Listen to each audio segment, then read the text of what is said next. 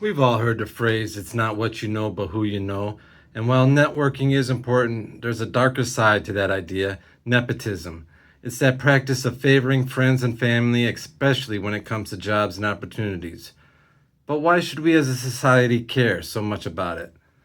I live in a small town where getting a job was easy if your dad is the mayor or your mom works for the city water department. Unfortunately, I didn't have connections when I was looking for a job, so I got passed on all the city or park district jobs and watched as other teenagers got the jobs I wanted.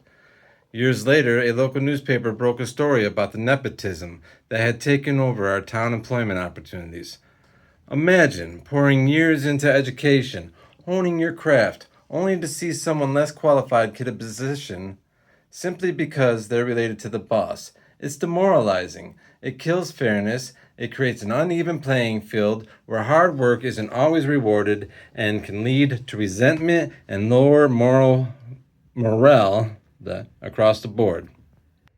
So, what can be done about nepotism? I can keep my eyes open for it and report it to local authorities so that something can be done about it.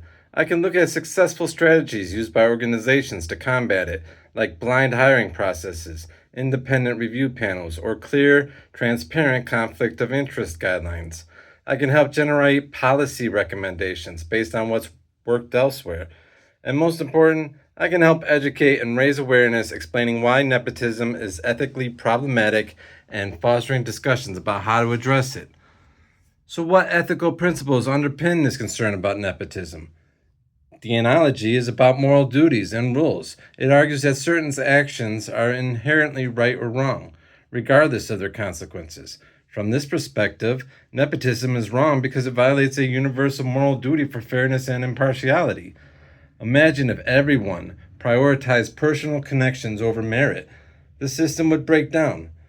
Kant's idea of the categorical imperative suggests we should act only in ways that we would want to become a universal law. Could you honestly wish for a world where nepotism was the norm? Of course not, because it's fundamentally unjust. Then there's the justice is fairness, championed by philosopher John Rawls. This principle is all about ensuring a just distribution of opportunities.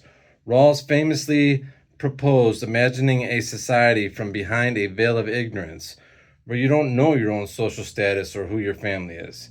If you were to design a fair society from that position, you would absolutely prioritize fair equality of opportunity, meaning positions should be open to all based on qualifications, not concerns. Nepotism directly contradicts this by creating unfair advantages. Ultimately, addressing nepotism isn't just about being nice.